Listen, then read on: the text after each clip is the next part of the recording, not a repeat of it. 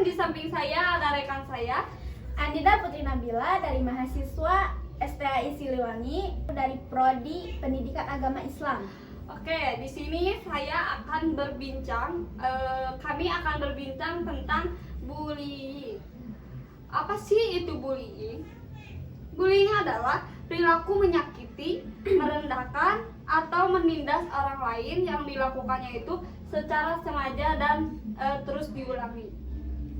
Baik dari sisi korban maupun pelaku, bullying itu bisa menimbulkan dampak negatif.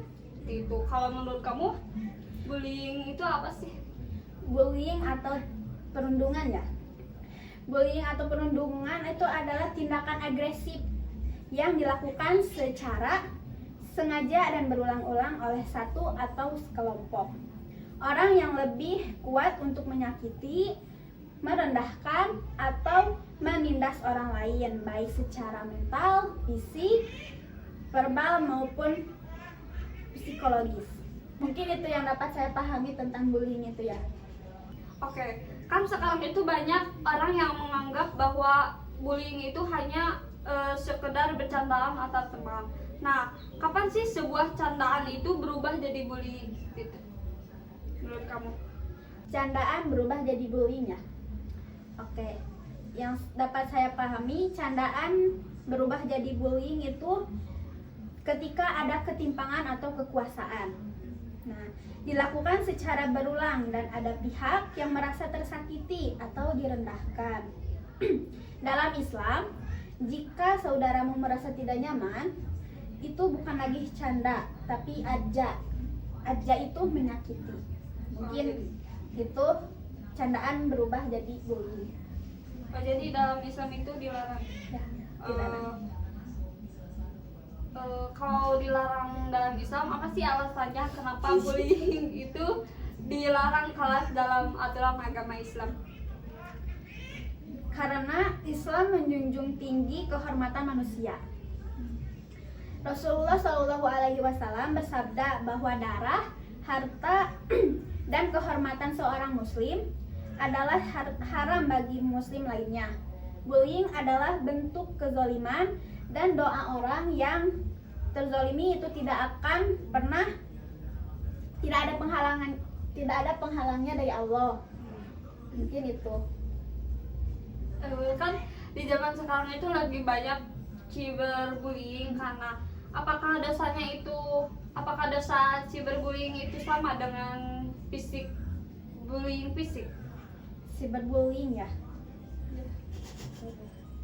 Mungkin sama-sama aja ya, karena bahkan bisa lebih berat karena jejak digitalnya abadi dan bisa dibaca ribuan orang. Ini masuk kategori fitnah atau gibah, atau bisa disebut menggunjing gitu ya. Yang dosanya diibaratkan memakan bangkai saudara sendiri itu. Yang dapat saya ketahui tentang cyberbullying itu. Cyberbullying. Oke, saya akan bertanya, kalau Nida itu menjadi korban bullying, apakah Nida itu akan hanya diam saja sebagai bentuk sabar atau harus melawannya? Harus sabar gitu ya. Sabar bukan berarti harus ditindas. Dalam Islam mengajarkan kita untuk membela diri dan mencegah kemungkaran, melawan dengan cara yang elegan, melaporkan kepada pihak berwenang atau tegas berkata tidak, dengan bagian dari menjaga kemuliaan diri atau izah. Mungkin itu. Jadi ketika kita jadi korban bullying, sebaiknya itu kita jangan sampai diam. Kita itu harus melawan, atau kita bisa, kalau di sekolah kita bisa lapor ke guru BK. Kalau dari lingkungan kita bisa lapor langsung ke polisi. Ya, betul. Oke. Saya akan bertanya lagi, gimana kalau Nida itu melihat aksi bullying? Nah, kan Nida kan bakal sebagai saksi ya. Nah, apa yang akan Nida lakukan sebagai saksi ketika melihat bullying gitu?